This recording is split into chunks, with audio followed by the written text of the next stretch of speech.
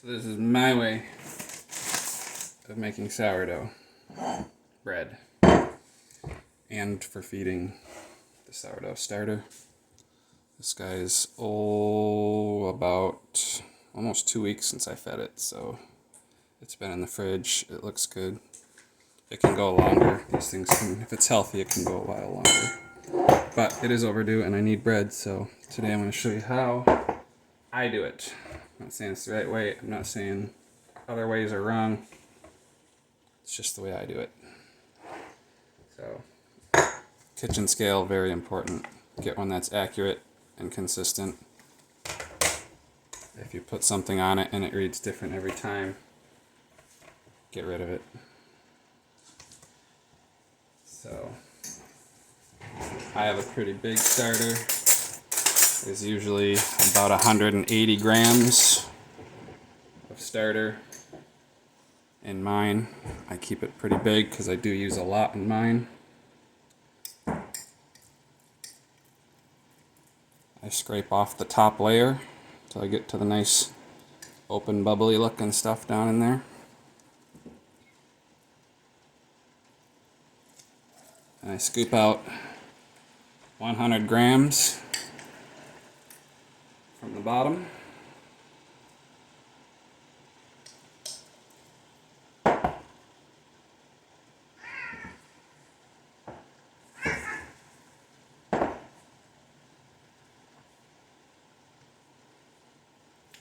Not much, a little.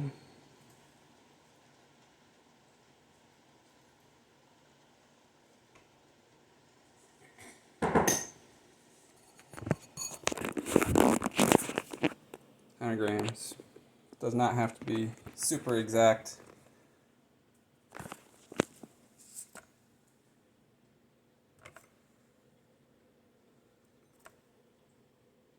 That's what I mean about consistency. You don't want that reading 110 and then 92 and then 128 and then 101.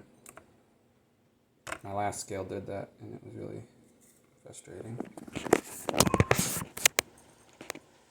So 100 grams, I set that to the side. I take the bowl, this 100 grams is gonna be my new starter. This is what I'm gonna feed. I'm gonna end up putting back in this jar and that'll go back in the fridge again. So this is the continuation. I'm gonna make the bread in this bowl, which is barely big enough to read on this scale. Actually, I'm gonna do that a little different. Make it easier to show. Tear that again. This is the stuff that's going to go into my bread. It should be more than enough. I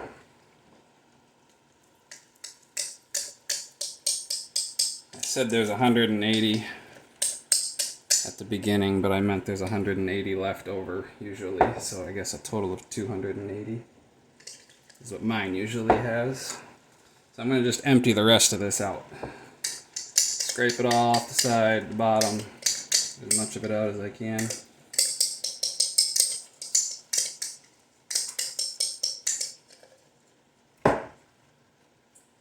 I do not worry a lot about overly sanitizing things. Typically with yeast, at least with brewing I would.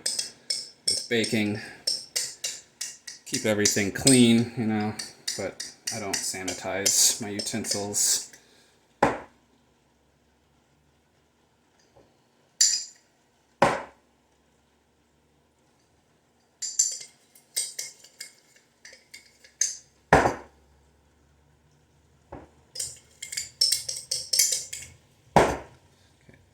That's about as much as I'm going to get out of there. It's a little runny, which tells me it's been too long since I fed it. It's pretty hungry, which is fine. It doesn't hurt it at all. It actually helps bring out a little bit of tart and sourness if it's strained and stressed a little bit and hungry. So got a little more this time. I probably fed it extra last time. I'm at 193.8.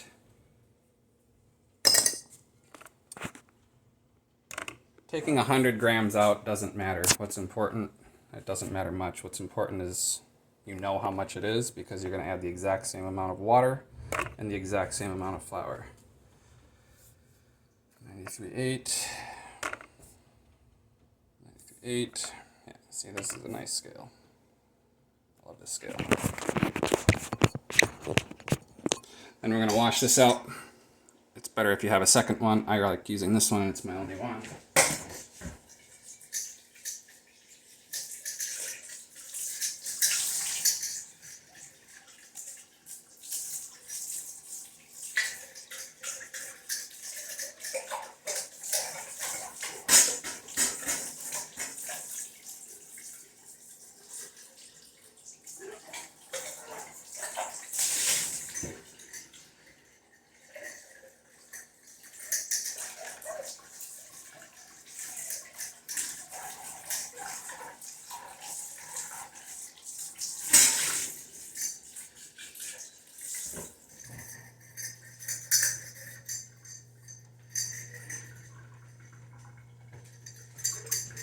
I do not soap it. I just use hot water and scrape and rinse it out. I don't want the possibility of residual soap left behind. Like I said, sanitation, not really a concern for me, just basic cleanliness. Leaving some behind probably doesn't hurt a lot at all, but it's not what I do. So we're going to remember this is 190. We're going to say 194. No, we'll just say 194. That's what's going to go on our bread.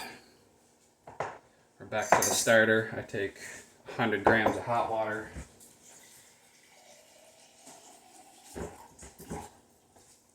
I use about as hot as my tap will come out, which is usually around 110 to 115. My feeding jar goes back on the scale, tare it to clear.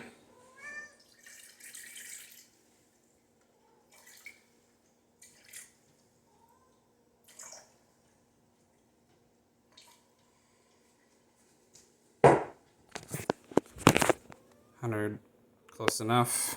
Say this does not have to be super exact. These you want pretty close though. I would not go more than maybe 5 grams difference.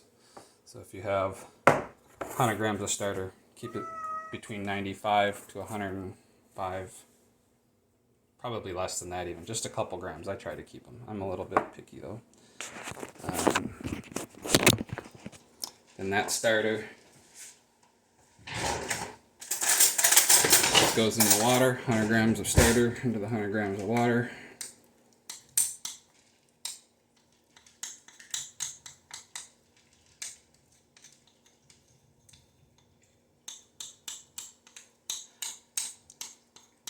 Sometimes I overfill it a little bit, which is actually kind of convenient, because if I have exactly 100 grams in the bowl, you're probably not getting exactly 100 grams out of the bowl because it's sticky. Quite clear at all, but you can see that doesn't particularly matter as long as you're getting pretty close to the same amounts of everything.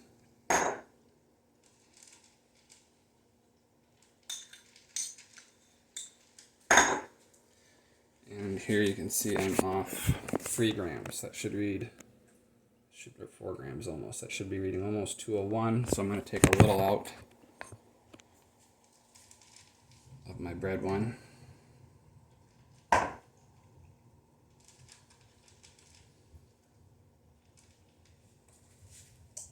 we go. Now it's reading 202. I'm going to stir that together really well. Completely mix them up. I'm using a fork because it strains it and breaks it up real nicely. Get all the chunks. Make it so it just looks like a light chocolate milk, I guess. Completely mixed up.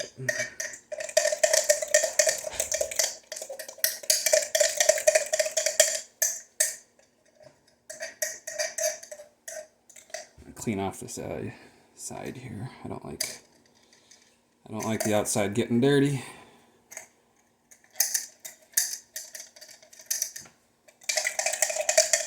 That's pretty well mixed up. No chunks left. Wheat flour is a lot harder to do that with because the gluten will stick in here and you'll get chunks of that. I'm using, I'll show you here in a second, pure rye flour.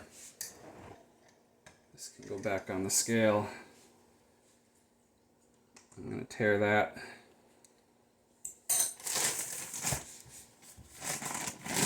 For my starter, I only use, and I'm not pushing for it, but the Great River organic rye, stone ground. Sourdough absolutely loves it. I've had really good luck with it. So I'm going to just scoop 100 grams. I teared the scale again. 100 grams of the rye flour.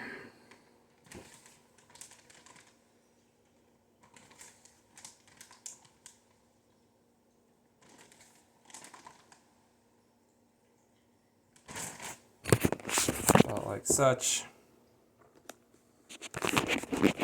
And then I'll take that fork again and mix it all together. And this, if done on even proportions, same amount of starter, water, and flour, should get you about a peanut butter consistency, like a creamy peanut butter, once it's all mixed together.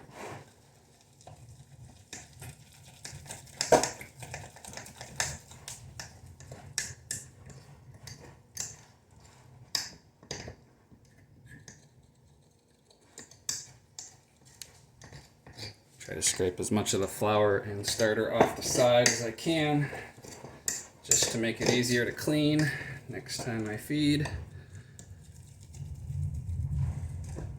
We got some thunder rolling in. How exciting.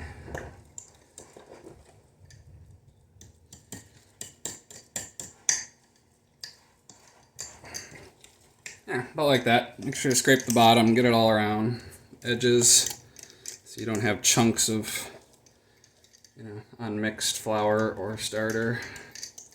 And then I like to scrape off the side, kind of pack it all down to leave as little pockets and cracks and creases for air to get at it as possible. Try to just smooth it off on the top. So I'll take a spoon and just smooth off the top. Level it off, smooth it off. Scrape the sides, because like I said, that saves a lot of time and hassle cleaning it next time if you get it right now while it's still fresh and wet before it dries on there in the fridge for the next week. I do this usually once a week. I bake about 2 loaves once a week, or pizza crusts. You can do it more often. You can do it less often. Like I said, it's been 2 weeks since I did this one because I skipped last weekend. Pretty flexible as long as you have a healthy starter. And that's it. Smoothed off, about peanut butter consistency. Reset it, and this goes back in the fridge. And then we'll start the bread.